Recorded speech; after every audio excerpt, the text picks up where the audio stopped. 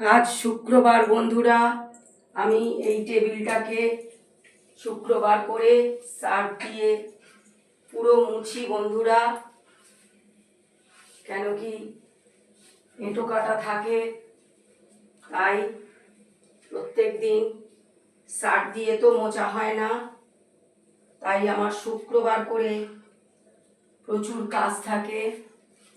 এইটাকে পুরো সার্ফ দিয়ে মুছে আবার ভালো করে কাপড়টা দুবার তিনবার করে ধুয়ে পুরো এই সার্ফটাকে মুছে নেব।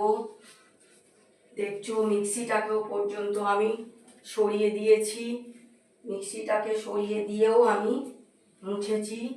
তো আমি চেয়ারগুলো পর্যন্ত এই কাপড় দিয়ে সার্ফের মুছে নেব। তোমরা দেখবে বৃহস্পতিবার আমার কত কাজ।